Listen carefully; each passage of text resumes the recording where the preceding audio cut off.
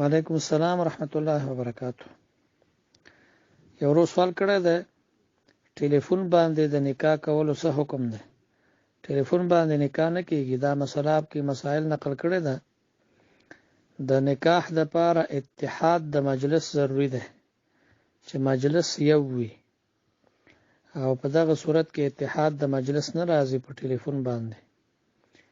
نو نکاح دا یا به داسې کوي چې مثلا دواړه هلک او جنۍ هغه په یو مجلس کې وي، او یا مثلا د جنۍ د طرف نه یا د هلک د طرف نه څوک وکیل شي، او د جنۍ د طرف نه څوک وکیل شي. مثلا د هلک د طرف نه هلک بار ملک کې دی، پلار د هغه د طرف نه وکیل شي یا ورور وکیل شي، او دلته د جنۍ د پلار یا د هغې ورور وکیل جوړ شي، او دوی ته اختیار ورکړي، بیا دوی ایجاب او قبول وکړي د ګواهانو په موجودګۍ کې، نو دغه نکاح صحیح ده. وعلیکم السلام ورحمت الله وبرکاتہ. یو ورو سوال کړی دی د نظر د روجو په باره کې. نو که یو سړي تسلسل لازم کړی چې زه به مثلا پلانې روجه نیسم سلسله وار، نو بیا خو تسلسل په لازم ده، او کنا داسې نه ویلي بیا اختیاري ده چې د یو ځای نیسي نو هم صحیح دی، او که جدایي پکې راولي هم صحیح ده. یو بل سوال کړی دی د نکاح متعلق، چې نکاح نه شوي ایجاب او قبول نه شوی نو هغه نکاح نه ده، او بیا د هغې سره خبرې کول دا منع دي. البته که ایجاب او قبول شوی د ګواهانو په موجودګۍ کې نو دغه نکاح ده، بیا خبرې اترې جایز دي. یو بل سوال کړی دی د سورۃ کهف په باره کې. نو سورۃ کهف د جمعې د مانځه نه مخکې ویل بهتر دی، خو که چا وروسته وویلې نو هم پروا نه کوي، ماښامه پورې چې هر ټیم کې وویلې.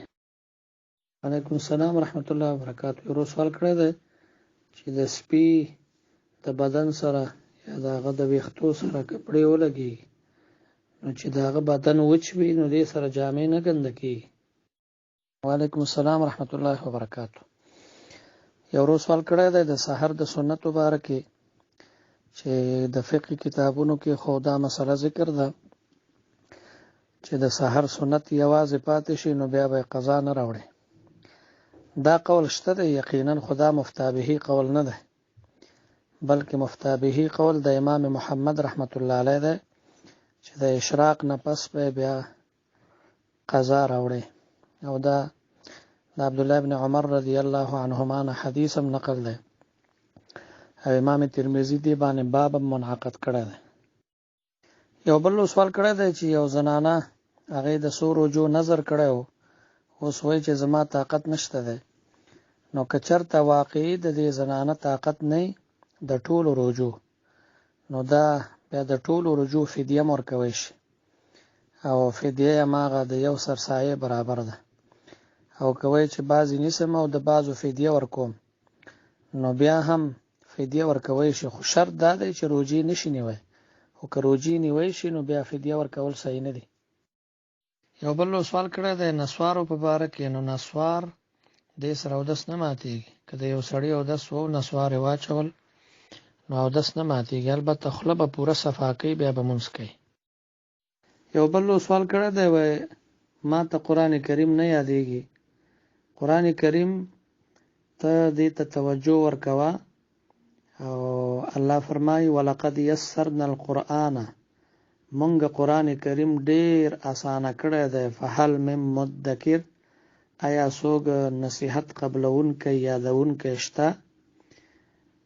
او الله فرمایي بل ځای کې فمن یعمل من الصالحات وهو مؤمن فلا کفران لسعیه، کم یو کس چې مؤمن وي او نیک عمل کوي د هغه کوشش الله نه ضایع کوي.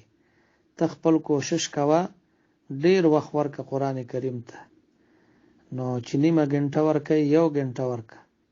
مونږ داسې خلک لیدلی دي چې د هغې عمر د 80 کالو نه بره و، قرآن کریم شروع که، لیکن الله پاک یاد که ورته، تا ته به هم الله یادوي چې مینه دې د قرآن کریم سره او وخت ورکې ورته.